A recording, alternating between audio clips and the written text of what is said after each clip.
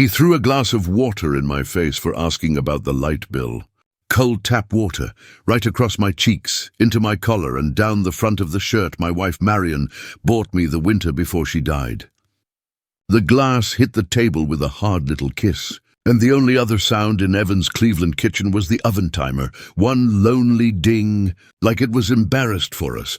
Before we continue, please subscribe to the channel and tell us where you're listening from. We were having cheap roast and boxed potatoes because money's tight, or so. I'd been told, tight enough that I'd covered 5.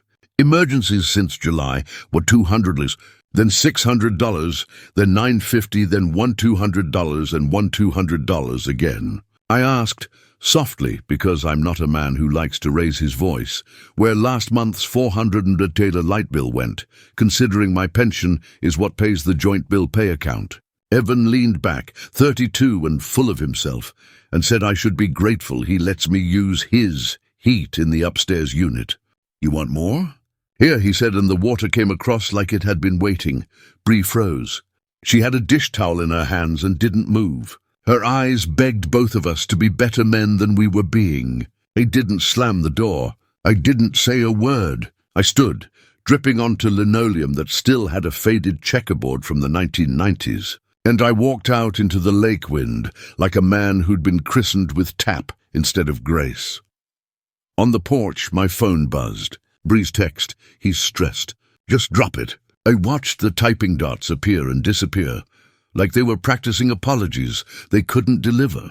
I put the phone away and climbed the stairs to my little place, 2 rooms and a view of a grey alley. I hung my damp shirt on the back of a chair and set out a manila folder on the table. My pension stubs, bank printouts, a photo of Marion in a black frame, the paper curling at the corners. She's laughing at something I said outside a church in '98.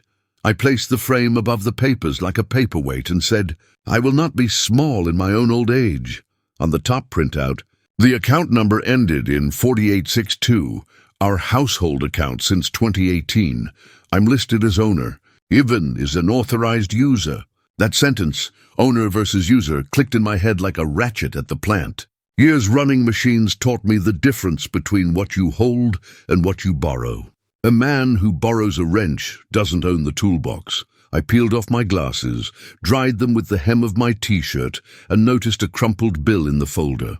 $2,800 for furniture, dated November 14th, a sectional I'd never sat on. The paper smelled like cologne and delivery warehouse dust. I underlined the date with a pencil and wrote a neat little 1 in the corner. Evidence has numbers. Evidence breathes better when you give it order. My neighbor Marlon had mentioned his ring cam picked up voices on our porch the night before. I texted him and he sent a file. I didn't open it yet. I didn't need to. I knew what it would say. He'll hand it over. He always does. Not anymore. I powered up my old Samsung and, in the dead quiet of that upstairs unit, recorded one steady sentence to hold myself accountable. I'm going to let paper do the talking. Then I added the light bill to the folder, closed the flap, and set the stack dead center on the table like a promise.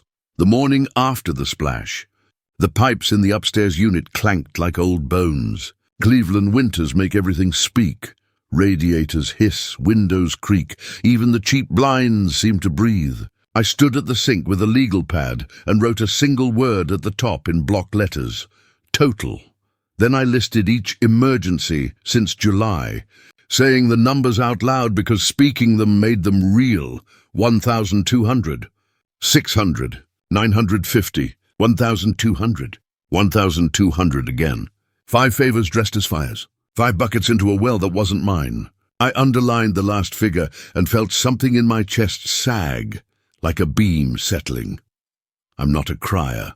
41 years on a shop floor taught me to save tears for funerals and splinters you can't reach. But shame doesn't ask permission. It crept up behind me like cold air and sat on my shoulders while the kettle took forever to boil.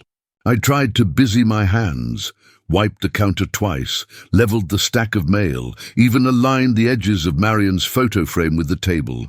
None of it steadied me. The room tipped a little, and I braced the edge with my palm. The folder lay open where I'd left it. On top sat the 2,800 furniture bill from November 14, creased, cologne-scented, with a delivery stamp that made me feel like a guest in a life I funded. Under it, the bank printout for the joint account ending in 4862. There it was in black type. Owner, my name. Authorized user, Evan. That tiny difference, owner versus user, clicked again like a ratchet bite. I ran a pencil line under my name and whispered, mine. Not the way a boy clutches a toy, but the way a man names his last fence post. Marlon texted right at 8. He'd pulled the ring cam audio off his porch from Sunday night. Got it. You sure? He wrote. I tapped back, yes. The file came through, tinny voices, boots on wood, the winter quiet that eats sound until words feel bigger than mouths. Evan's voice low but clear, he'll hand it over. He always does. The shame changed flavors. It stopped tasting like failure and started tasting like opportunity. I saved the clip to a USB and labeled it with blue tape, the way we used to mark tool drawers. Porch. No V22. I set it beside the pension stubs like a bookend. By 9:30 I had my coat on. The spare keys, my keys, hung on the red hook by Evan's garage, and the color felt like a warning light in a factory. Someone wanted me to ignore what I could plainly see. I kept walking. Down Lorraine Avenue the wind came sideways. Great Lakes Credit Union glowed with that tired fluorescent honesty all banks have before lunch. And there was Mr. Polk, 20 years older, but still with the good tie and the patient eyes. He'd cashed my first overtime check in 97 when we all thought the plant would never slow. Morning, Mr. Ash, he said. No one calls me Mr. Anything anymore. It sat right. I explained what I needed carefully, like I was threading a needle with heavy gloves. A printed letter stating the ownership of the 4862 account. A note on file that I was reviewing all authorized users. And because I'd learned the hard way not to rely on should, a stack of paper statements for the last 6 months. He looked at the screen, then at me. You're listed as the owner, yes, he said. I can print an account summary today. The formal letter with letterhead and signature will date when compliance stamps it. Usually the first business days of the month. He checked the calendar on his desk. December 2nd. Print what you can, I said. He did. Warm paper, simple lines that a person could understand without a lawyer, owner, authorized user. He slid them across. Keep documenting, Mr. Ash, he added, not nosy, just human. Paper is a better witness than memory. Back upstairs, I put the temporary print behind the furniture bill, then clipped both together with a black binder clip. The kettle finally whistled. Tea helps men who can't drink before noon. I sat with the mug between my hands and listened to the house. In the silence, I could still hear last night's single oven ding, like a metronome marking the beat between what I used to allow and what I was willing to allow now. My phone blinked with a text from Bree. Can we talk later? He's calmed down. She added a heart and then deleted it, one of those texting stutters you can feel even after the edit. We can, I wrote back, but I need to sort the account first. She didn't reply. The 3 dots came and went like gulls. I took stock the way you do, before you pack a toolbox. What do I have? What do I need? What's broken? Have pension stubs. 2,187 on the first like clockwork. Bank printouts. The 2,800 bill. The ring audio, my keys, my name on the account. Need a formal bank authority letter dated December 2nd. A simple repayment agreement drafted by a person who uses words for a living. Certified mail receipts to prove I offered decency before I exercised authority. Broken, not the law, not the numbers, just the habit of giving unmeasured. I folded a sheet of lined paper and wrote a list with square checkboxes like we used to do in maintenance. Call elder law attorney. Order statements. Formal letter, Deck 2 draft repayment terms. Keep tone calm. Under that, I wrote one more line. Plan dessert for Christmas. It made no sense, and perfect sense at the same time. A man needs a door in his mind that isn't locked by anger. At noon, I opened Marion's recipe box. Her handwriting leaned forward, always rushing a little toward whoever needed feeding. I found the card for her Christmas chess bars and tucked it in the folder. Not because I intended to bake, Because I needed a clean picture of what family looks like when everyone remembers their job. My job now was not to set the table. It was to set the terms. I slid the USB into a small envelope and wrote, "Marlon backup" across the front. I'd hand it to him later. 2 witnesses beat 1. Then I closed the manila folder, pressed the flap flat, and ran my palm along it until the paper warmed. The weight of it steadied the tilt of the room. Collapse was over. The paperwork could stand on its own 2 feet, even if I had to lean for a while. Paper cuts beat punches. That's what I told myself on December 1st, walking through the thin snow on Lorraine Avenue. The air smelled like salt and bus exhaust, the kind of morning that makes you wish coffee came with courage. I was heading to meet an elder law attorney named Tasha Ruiz, recommended by a church friend who said she doesn't talk over you. She listens first. Her office sat above a nail salon and a tax prep place, the kind of building where ordinary people fix extraordinary mistakes. A flickering plastic wreath hung over the door, and the waiting room smelled faintly of peppermint and printer ink. She shook my hand, firm but warm. "You're the one with the joint account situation?" she asked. "More like the joint account war," I said. I laid everything out on her desk, the authority printout, the transfer list, and the 2,800 furniture bill. My handwriting looked small next to her legal pad. She read in silence, lips pressed tight, then said, "You're listed as the owner. Your son's an authorized user. You can remove him whenever you wish, and you can move your funds. The law's on your side, as long as you do it clean." I nodded. "Clean's all I want." She took out a fresh sheet. "We'll prepare a simple repayment agreement. He acknowledges $5,150 in temporary assistance, 60 days to repay, or you have the right to set off that amount against any account you share. Certified mail. No surprises, no ambushes." Her pen scratched steadily, a small rhythm in the quiet. When she pushed the draft toward me, I ran my thumb across the paper. 60 days. I didn't need the money back. I needed the respect behind it. "Send it soon," she said. "But keep your tone calm. Family law loves paper but hates anger." That line stuck with me. At the post office on December 5th, the clerk handed me 2 prepaid envelopes and slid the register receipt toward me. I folded it once, tucked it into my wallet, and added a check mark beside "mail certified" in my notebook. Evidence doesn't just live in courts, it lives in wallets too. That night, my phone buzzed with a photo from Bree, a massive 75-inch television, still wrapped in delivery plastic. "Early Christmas surprise for Evan," the message said, followed by a smiley face that looked more like guilt than joy. The reflection in the photo showed a bright price tag, $1,219. I saved the image. Maybe I shouldn't have, but I did. Afterward, I sat by the window with my tea and looked out at the porch light bouncing off the snow. The red hook with my spare keys glowed faintly under the bulb. It reminded me how easily people hang ownership on nails and call it generosity. On December 10th, I placed an online order for a new deadbolt, brass with a smooth key turn. Small purchases make big statements when timed right. The shipping confirmation landed in my inbox, and I saved it under a new folder I named House. By then, my plan wasn't about money anymore. It was about making the paper trail stronger than any argument.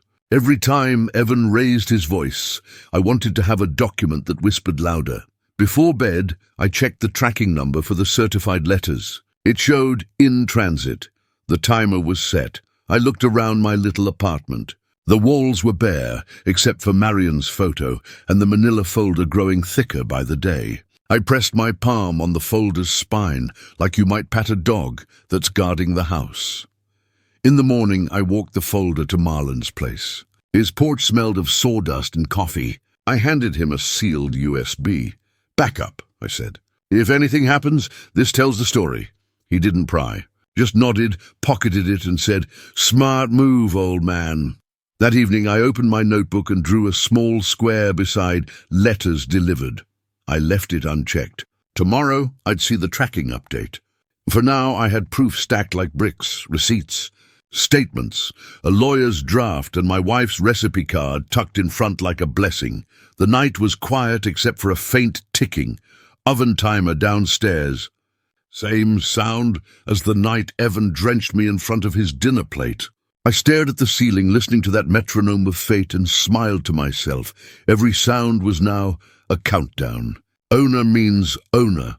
That's what I told myself walking into Great Lakes Credit Union on December 8th. The same wind that had cut through me 2 weeks ago now felt like a push at my back. Mr. Polk was behind the counter, glasses low on his nose, the way he'd looked every time I cashed a check since '97. He smiled when he saw me. "Morning, Mr. Ash. You back about that account?" "Yes," I said, laying my worn leather folder on the desk. "I need to remove an authorized user from my household account ending in 4862, open a new account in my name only, and set up my pension to deposit there starting January 1st. He nodded without asking questions. "You're the owner, so that's no problem. We'll sign a new authorization today." It took about 10 minutes. Just signatures, initials, and the soft tearing of carbon copies. Polk stamped the papers with a dull blue seal and slid them to me. "Keep these for your records." I tucked them carefully into my folder. The paper felt warmer than it should have. I had just taken back my dignity with ink. Next, I asked for print statements for the last 6 months. He raised a brow. "That's quite a few pages." "I like the sound of a printer working," I said. He chuckled, then loaded a ream of paper and let it hum. The sound reminded me of the old press line at the plant. Steady, purposeful. Proof rolling out in black and white. When I left, snow had started again. I walked home slower this time, feeling taller than the cold. Back upstairs, I spread the statements across the table like blueprints of betrayal. There were the 5 emergency transfers, 200, 600, 950, 1200 and 1200, each neatly labeled family need. Family, yes. Need no, I stacked them chronologically, clipped them, and wrote verified Deck 8 Polk in pencil on the corner. The next morning, I received an email confirming my new pension deposit authorization had been accepted. My January payment, $2,187, would go to the solo account. I printed that too and added it to the folder. Later that week, I installed the new brass deadbolt that arrived on December 10th. It clicked into place smoother than butter. The sound echoed through my small hallway like punctuation. I took a photo of the installed lock, timestamped Deck 10, and sent it to my email, another piece of quiet evidence. On December 11th, I logged into the Smart Lock app and exported the activity log, showing every time my upstairs door had been unlocked since November. There were a few entries that didn't line up with when I'd been home. I printed that too, that night Bree called. Her voice sounded like a frayed rope about to give. "He's under pressure, Mr. Ash. Work's been slow. The bills, the stress. He's not himself. Please don't escalate." "I'm not," I said softly. "That's why I mailed him an agreement, not a threat." She was quiet for a beat. "He got it." "But he hasn't opened it." "Then it's still his choice," I said. After the call, I opened my notebook and began writing a running log. Dates, times, summaries, each in a straight line like a mechanic's maintenance record. Deck 8, account changes complete. Deck 10, new lock installed. Deck 11, log exported. The notebook cost me 42 lows, spiral bound with blue cover. Worth every penny. When I reached the last line of the page, I wrote something my foreman used to say when a machine started shaking, methodical beats, hysterical. The next morning, I brewed coffee, sat by the window, and waited for the first text that would tell me Evan noticed his access had vanished. But nothing came. Just silence and a weather alert about more snow. I decided not to prod the bear. Silence, too, is a sign. It means they're looking for a new angle. So I waited quietly, with my papers, my ledger, and my patience. Revenge isn't loud. It's organized, and on that cold Cleveland morning I realized my life wasn't falling apart. It was being filed. The first sign of panic came at 11:22 a.m. on December 15th. My phone buzzed with a message from Mr. Polk.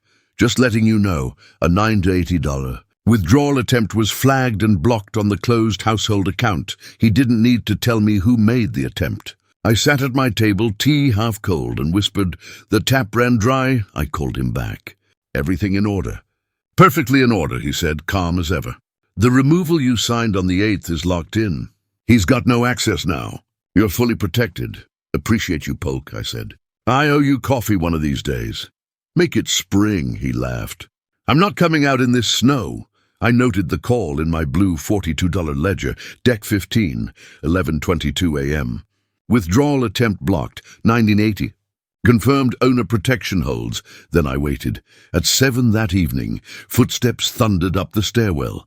A sharp knock shook the door. Evan's voice, angry, loud, close. Dad, open up.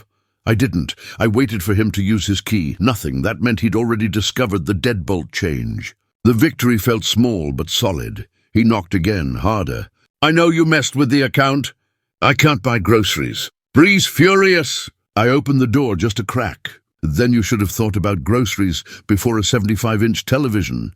His eyes flicked wide. He hadn't expected me to know. You had no right, he hissed. I had every right, I said. Steady. Owner means owner. The paperwork says so. You think this is funny? You're going to freeze up here without heat. Funny thing, I said, picking up a paper from the table and holding it under the hallway light. Gas receipt dated November 3rd. Paid by me. His jaw flexed. Fine, he spat. Freeze in January. He turned and stomped down the stairs, muttering something to Bree. When the door closed below, I heard Bree's voice, small, tired. Evan, please. A few minutes later, my phone buzzed.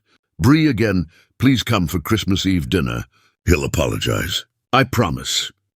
I stared at the text, reading it 3 times. The words looked hopeful, but her promise sounded more like a plea. I typed back, I'll bring dessert. What I didn't say was that dessert would come in a white box with a red string, but not the kind that ends sweet. That night, I opened my certified mail tracking. Both letters showed delivered as of December 18th. Evan had signed for neither. I took my pen and wrote one single line in my ledger. Silence is a choice.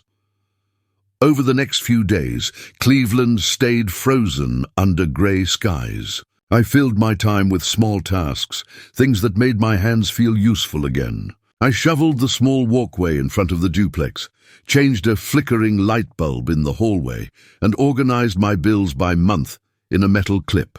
Routine is a man's best friend when waiting for confrontation. On December 19th, I saw Bree in the driveway, scraping ice off her windshield. She looked up and waved with the kind of weary kindness only someone caught between loyalty and fear can manage.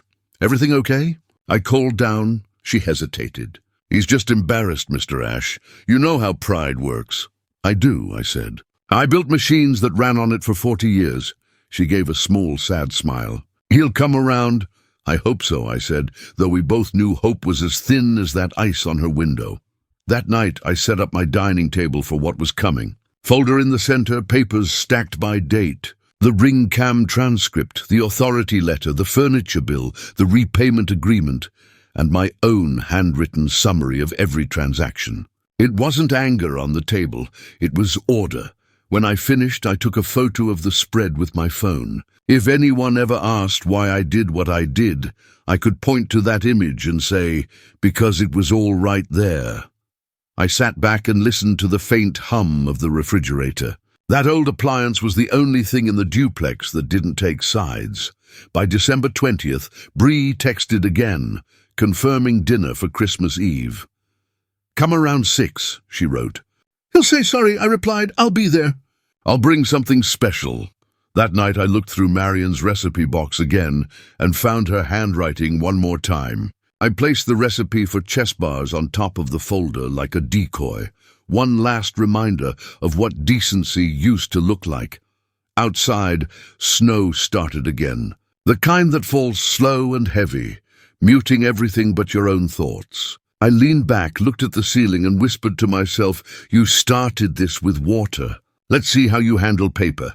The timer was set. The oven would ding soon enough, December 24th. Christmas Eve, the kind of cold that makes the breath scrape your throat.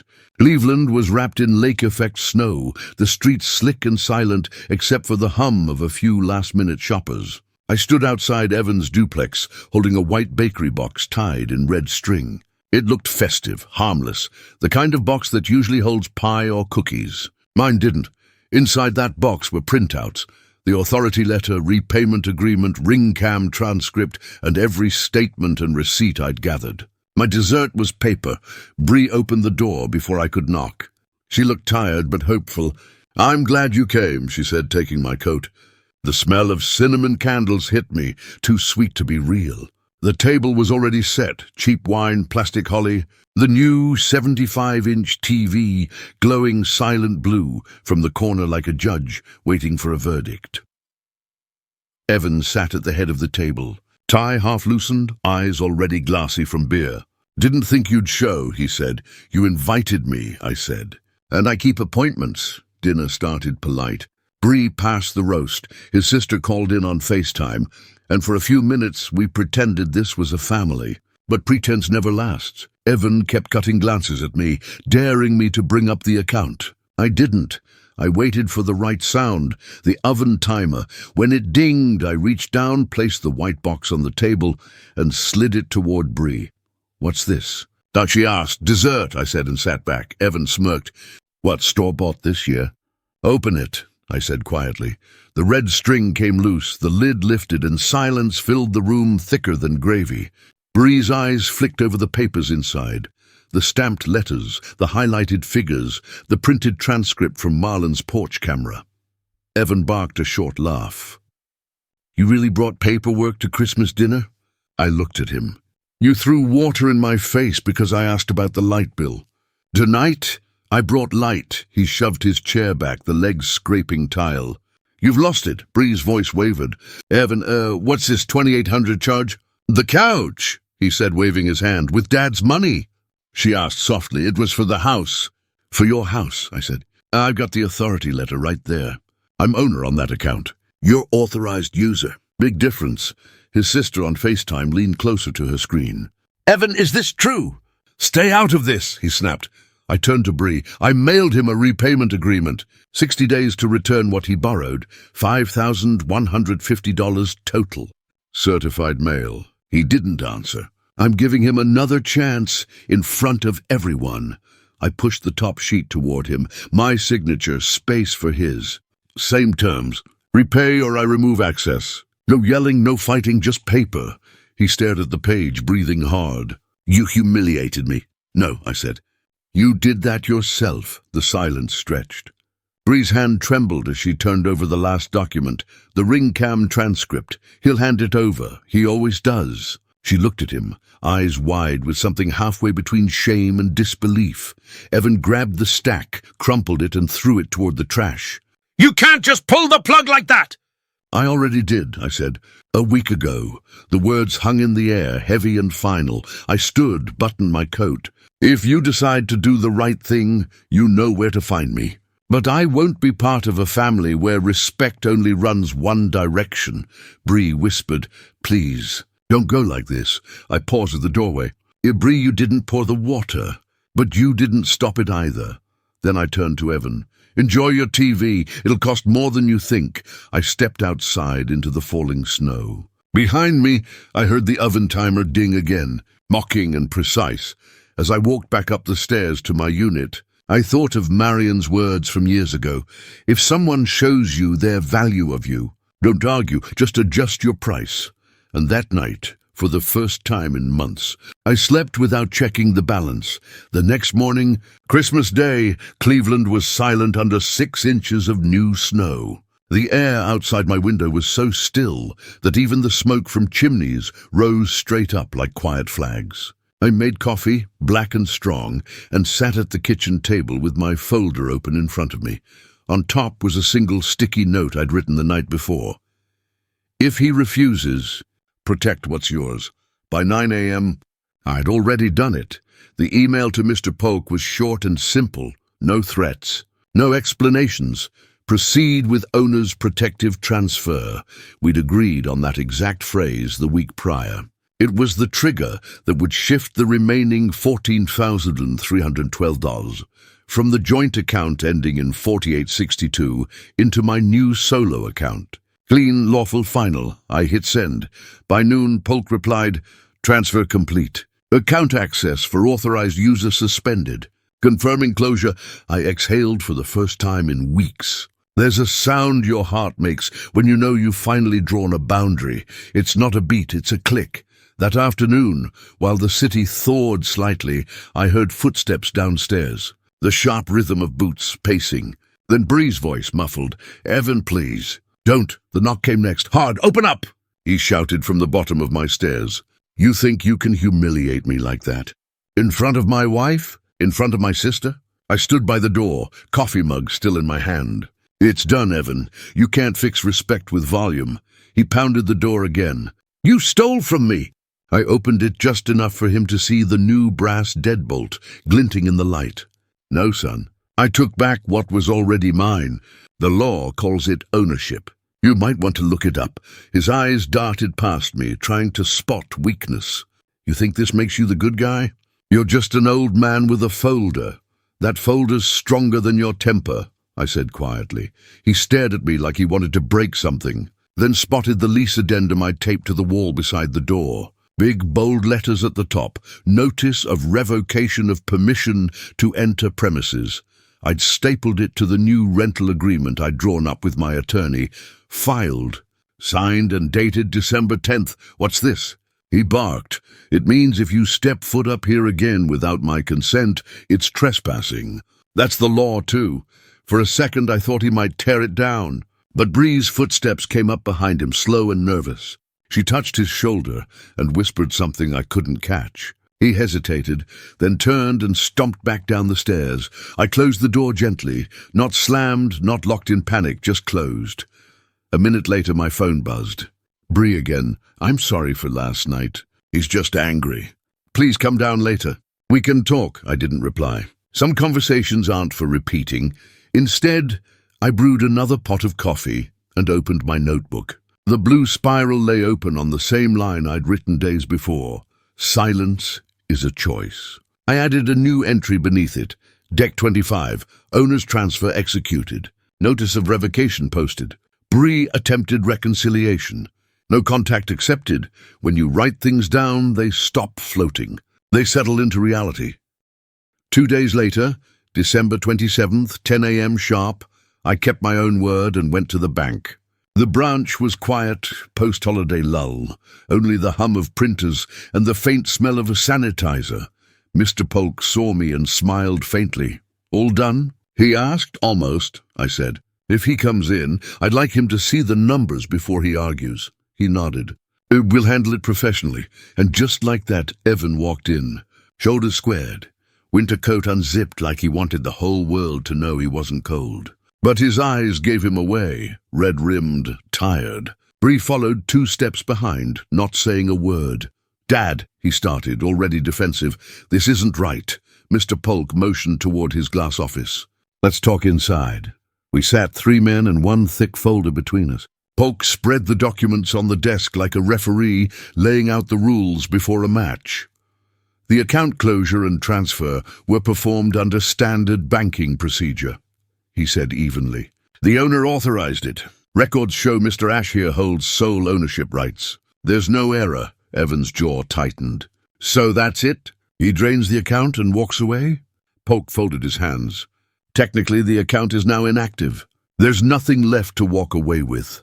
I stayed silent, watching him realize the game was over. After a moment, I slid a settlement sheet toward him, the one Tasha had drawn up.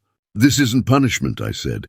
"It's closure. You sign this, we're clean. I waive repayment. You stop claiming what isn't yours." He stared at it, chest heaving. Then he pushed it back. "No." Polk nodded once, like a teacher marking a failed test. "Then this meeting is over." Evan stood so fast, his chair screeched against the floor. "You always wanted to control me," he shouted. I met his glare with calm. "No, son. I wanted to believe you'd act like a man without needing control." Bree's eyes filled with tears. "Evan, stop, please." He turned and stormed out. Bree lingered a second longer, eyes locked on me. "He's lost," she whispered. I nodded. "We both know who threw the first stone." After they left, Polk reached across the desk. "You did everything right. Most folks your age just yell or threaten. You did it by the book." I smiled faintly. "Paper always wins. By the time I stepped out into the grey daylight, snow had started again, thin flakes, lazy but certain. I walked home slowly, hands deep in my coat pockets, feeling lighter than I had in months. That night, Bree texted one last time. "I'm sorry for the water." I stared at the screen for a long time, then typed back, "Keep the receipts." It wasn't anger. It was advice. I set my phone down, opened my folder one last time, and slid everything into neat order. Bank letters, receipts, transcripts, all dated and labeled. Then I closed it, pressed my hand on the cover and whispered, "Marion, I kept us safe." Outside, the wind howled again, but this time it sounded like applause. December 27th. The streets of Cleveland were crusted with grey snow, the kind that never really melts, just shifts sides of the curb. I walked into Great Lakes Credit Union at 10 a.m. sharp, same hour I'd told him at the dinner table. I half expected him not to show, but right on the dot, the glass doors swung open and there he was, Evan, coat open, breath visible, face set like concrete. Bree trailed behind him, quieter than before. She didn't meet my eyes. Mr. Polk waved us toward his small glass office. The blinds were half closed, letting in a sliver of winter light that cut across the papers on his desk. He had everything ready. The settlement sheet, the transfer confirmation, and the final account closure form. Evan didn't sit right away. "I'm not signing anything," he said. "That's fine," I replied. "You don't have to. I just wanted you to see the truth on paper, the same way you showed me disrespect in public," he scoffed. "You're dramatic.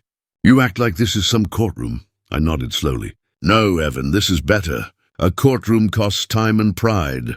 A bank stamp costs only ink." Polk looked between us, choosing neutrality. "Gentlemen, let's keep this simple. Mr. Ash is the owner. Mr. Evan Ash was the authorized user. That authorization was legally revoked on December 8th, confirmed by our records." Evan folded his arms. He emptied it behind my back. "No," I said evenly. "I acted after I gave you notice, certified mail, with a repayment agreement drafted by my attorney. You ignored it. Ignoring a letter doesn't erase its legality." Polk slid one document toward him. "This is the official transfer record dated December 24th. The balance was 14,312 at the time of movement. It's now in Mr. Ash's sole account." Evan's fingers twitched. 14,000. He repeated it like the number was bleeding out of him. "That's what respect was worth, apparently," I said. He looked at me, voice dropping. "You're ruining this family." "Families aren't built on theft," I said softly. "They're built on trust, and you broke that the day you treated my pension like your paycheck." The silence that followed was thick enough to taste. Bree kept her hands folded in her lap, staring at the floor. Polk cleared his throat. "We can finalize the closure paperwork and make sure there's no future confusion. I want nothing in his name tied to mine," I said. "No cards, no accounts, no signatures. Total separation. Understood." Polk clicked his pen and began to sign and stamp. The rhythm was steady. Click, sign, stamp. The sound of order returning. When he was done, he handed me a certified copy of the closure record. "This is final," he said. Evan leaned forward, bitter smile twisting his mouth. "You think you won, old man? You can't freeze me out forever. I'll find another way." I slipped the paper into my folder. "Maybe, but not through me." He opened his mouth again, then stopped when he saw Polk's expression. Not pity, just patience worn thin. The banker said, "Mr. Ash, any attempt to withdraw or use funds from accounts containing your father's deposits would fall under elder financial exploitation. That's not just policy, it's federal law. We're required to investigate and report such activity." Evan blinked, stunned. "Elder? What?" I smiled faintly. "Elder financial exploitation. It means exactly what it sounds like. I filed a written notice already, just in case." He stared at me, realization spreading across his face like thawing ice. For the first time I saw fear, not of me, but of consequences. "You'd report your own son?" he asked quietly. "I'd protect my wife's memory," I said. "The one you used to call Mom." Bree covered her mouth with her hand. Tears slipped through her fingers. Evans stood, angry and cornered, then muttered, "This is insane," and stormed out through the main lobby, the bell above the door jangling too loud for such a small sound. When the door shut, Polk exhaled. "That could have gone worse," I nodded. "It went exactly as it needed to." He handed me an envelope with my new balance confirmation. "Merry Christmas, Mr. Ash," I smiled at that. First honest one I've had in a while. Walking back through the brittle sunlight, I passed a bakery window full of red ribbon boxes, identical to the one I'd carried to dinner. Funny how people always assume what's inside will be sweet. Back home, I sat at the table and wrote one last note in my blue ledger, Deck 27, settlement refused. Funds secured. Legal closure achieved. Emotional closure pending. That night, a text lit my phone. It was Bree. "I'm sorry for the water," I typed slowly, choosing words the way you choose the last nails for a coffin. "Keep the receipts, Bree. They tell the story when voices fail." I set the phone down, turned off the light, and listened to the hum of the radiator. The house didn't feel empty anymore. It felt owned. Justice doesn't always come with handcuffs or headlines. Sometimes it comes in a quiet office with blinds half shut, a banker's stamp, and a son realizing too late that respect, once lost, accrues no interest. By December 29th, the snow had turned soft and grey, the kind that sticks to boots and refuses to melt. I sat by my window, a mug of coffee steaming beside me, and stared at the lake. It looked like steel, flat, cold, and unbending. The chaos had finally gone quiet. On the table sat my folder, thinner now that the copies were with the bank and my attorney. I flipped through the last few pages, each one a chapter of a man learning to protect himself. I'd expected victory to feel like thunder. It didn't. It felt like a sigh. That morning I opened the top drawer of my desk and found my passport tucked beside Marion's rosary. The beads were smooth from her hands, the cross dulled with time. She'd always wanted to see Europe. "Portugal," she used to say, tracing the map on our old globe. "The tiles, the light, the sea air, it's peace in color." I turned the passport over in my palm and thought, maybe it's my turn, so I did it. I opened my laptop, went to the airline site, and booked a one-way ticket to Lisbon for January 3rd. No round trip, no safety net, just clean air and distance. The winter fares were cheap, but that wasn't the reason. Some endings don't need applause, they just need exit stamps. I sold my old drill press on Facebook Marketplace that same afternoon for $220.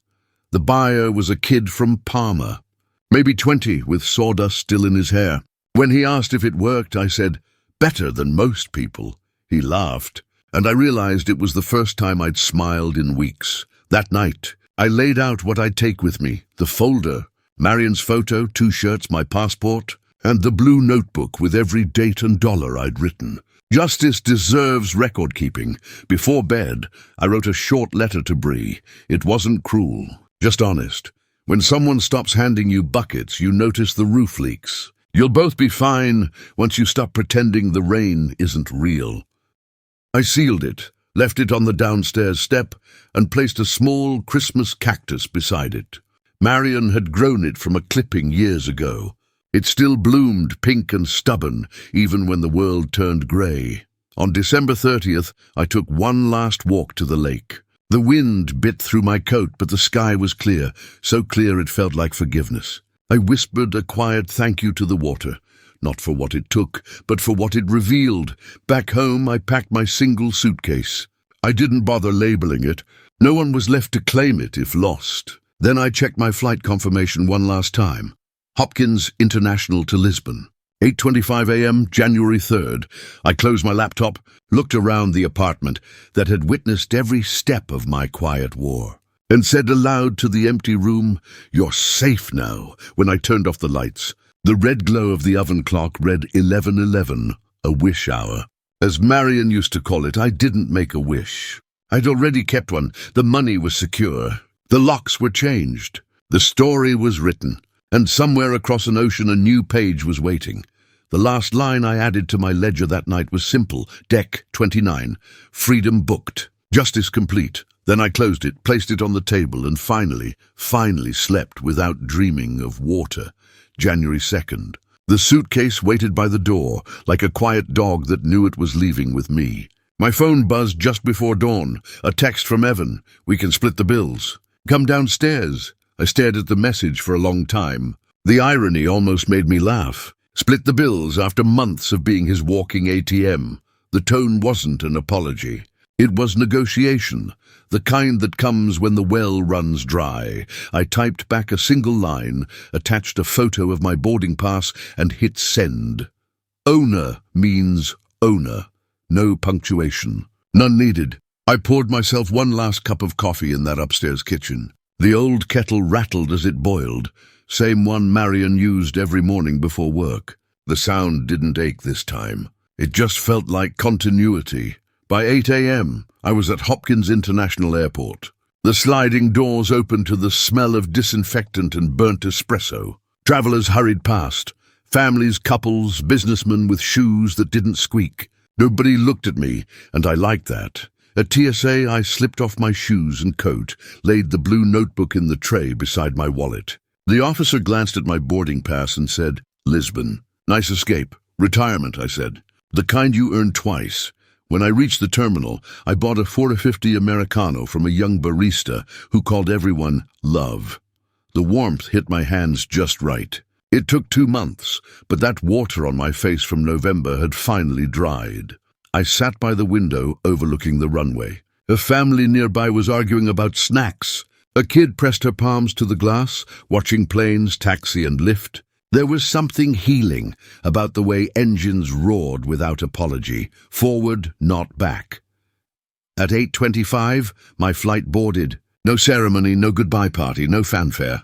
I carried one bag, one folder, and one clean conscience. Somewhere over the Atlantic, I took out my notebook and flipped through every page. From the first entry, Nav 22, dinner incident, 400-day light bill, to the last, Deck 29, freedom booked. I underlined that final line and wrote one more. Peace weighs less than pride. When I landed in Lisbon 12 hours later, the air smelled like salt and bread. I took a taxi to a small guest house near Alfama, the old district Marion had circled on our map years ago. The room had a blue door, peeling at the corners, and a window that looked out over terracotta rooftops. That night, I sent a single postcard back home. The front showed a harbor at dusk, golden light spilling over the water, safe, warm, and paid up. No address, no signature. Just that, a week later, I wired $200 to Marlon, my neighbor, with the note, for shoveling the walk, even though it's not mine anymore. Then I closed my laptop, leaned out the window, and listened to the church bells echo through the narrow streets. The sound wasn't lonely. It was proof I was somewhere new, somewhere earned. Revenge doesn't always end with shouting. Sometimes it ends quietly, with a man sitting by a foreign sea holding a mug of coffee, knowing that the storm behind him finally ran out of thunder. And as the evening light faded, I smiled and whispered to myself, the account's not the only thing I closed. January 15th, 2 weeks in Lisbon, and I'd finally stopped checking my phone every morning. The sea did that to me. It slows the clock, softens the noise. I spent my days walking cobblestone alleys, learning the rhythm of church bells, sipping coffee that tasted like patience. That morning, a single email slipped through the quiet. Bree, he sold the TV, the big one. Said it felt heavier coming off the wall than going up. He asked me not to tell you, but I thought you'd want to know. I laughed. Not mean, not triumphant. Just a short, tired laugh, the kind that comes from understanding too late what something truly cost. The 75-inch symbol of his pride had finally been lifted down, sold for rent money. Some debts pay themselves, just not in dollars. I typed back only 3 words, "Ish already knew." Then I opened my blue ledger, the one that had been my witness since November.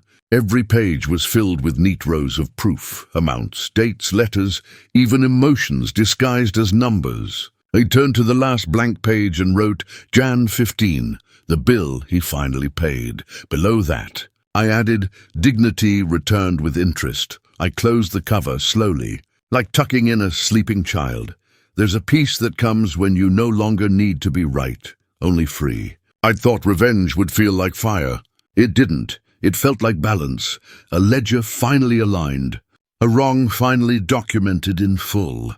That evening, I recorded a voice note for the channel, same as always. Calm, steady. First person, you didn't lose me, I said into the mic. You gave me away. I paused, then added one more line, not for drama, but for anyone listening from their own cold kitchen. Boundaries aren't walls. They're doors with locks and receipts. Outside, the sun dipped over the Tagus River, throwing gold onto the tiled roofs. Somewhere below, a street musician played an old fader tune, sad, soft, forgiving. I thought about Evan, not the shouting man at the table, not the boy with fists full of anger, but the child who once rode on my shoulders at the county fair. Maybe one day he'd open a drawer, find one of my printed statements, and finally see what I was teaching him all along. Respect isn't inherited. It's earned, line by line. I poured myself a glass of port, sat by the open window and watched the lights come on one by one across the hills. Somewhere a bell tower struck 9, clear and unhurried. I whispered to the night, "We're even now." Then I picked up Marion's photo, the one that had survived every storm, and propped it on the ledge beside the glass. The candlelight flickered across her smile. "You'd have liked it here," I told her. "No noise, no begging, no bills. Just peace." The waves below the cliffs were slow, deliberate, like the pages of my story turning themselves. Justice had already been served. But forgiveness, that was the aftertaste, and as the last light faded from the Lisbon sky, I closed my notebook for good, knowing I'd written more than revenge. I'd written release.